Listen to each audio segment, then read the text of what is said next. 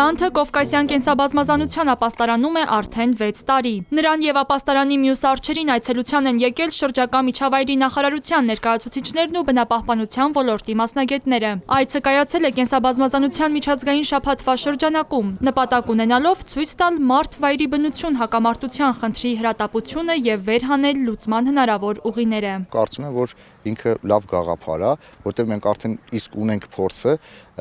կենդանիներին նույն այն լքված կենդանիներին, տանջված կենդանիներին տեղավորելու, բուժելու, հետագա նաև բնության վերադարձնելու, որովհետև սա նաև յուրօրինակ փորձ է նաև պետության բեռը ինչ-որ չափով թեթևացնելու։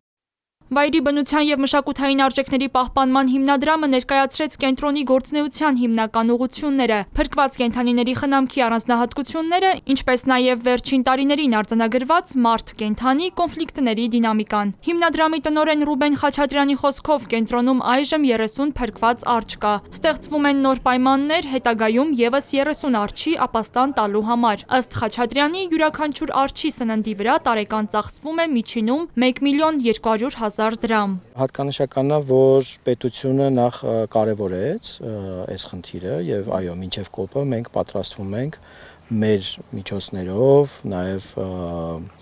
հաշվառված արդեն մեր կողմից եւ նաեւ տեսչական մարմնի կողմից այն բոլոր տեղանքներում, որտեղ որ կլինեն դրանք ռեստորաններ, գազալցականներ, անձնական տներ, այդ տարածքներից բոլոր արջերին հավաքագրել։ Ինչպես է անցնում կենդանիների խնամքն ու վերականգնումը։ Ապաստարանում շրջայցի ընթացքում միջոցառման մասնակիցները ծանոթացան պայմաններին, առկա ենթակառուցվածքներին ու տեխնիկական հնարավորություններին։ Ունենք այսպես ռուչնոյ շատ բոբի բան, ցիֆրավոյ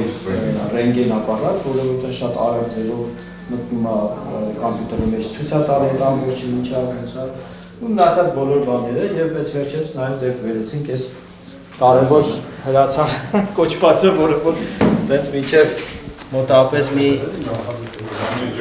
50 մետր կարա ինքը բանա։ 24 ժամ շարունակ մոնիտորինգ իրականացնող տեսախցիկները շարժ կամ կենդանի հայտնաբերելու դեպքում անմիջապես ակտիվանում են։ Դրանք ավտոմատ արձանագրում են կենդանուն եւ տվյալները պահում համակարգում։ Օգտագործում ենք տվյալ տեսախցիկը մոնիտորինգի համար, ինչպես նաեւ որսագողերին հայտնաբերելու, կենդանական աշխարհին մոնիտորինգ իրականացնելու համար, քանի որ տվյալ տեսախցիկները հնարավորություն են տալիս մեզ շատ մեծ հեռավորություններ վերահասկել, ինչպես նաեւ կարող ենք մենք մոտիկացնել, օրինակ մենք գտնվում ենք մոտավորապես այստեղ հիմա։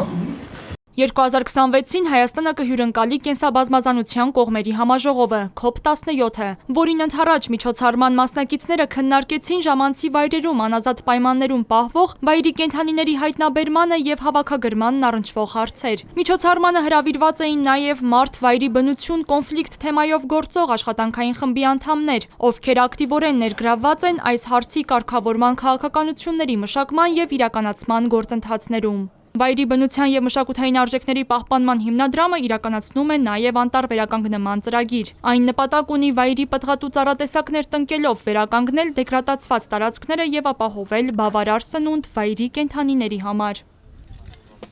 Միջոցառման ավարտին շրջակա միջավայրի նախարարի տեղակալ Տիգրան Գաբրիելյանը եւ հիմնադրամի տնօրեն Ռուբեն Խաչատրյանը կենտրոնի այգում ծառ տնկեցին։ Բարեկամության ծառը։ Այո։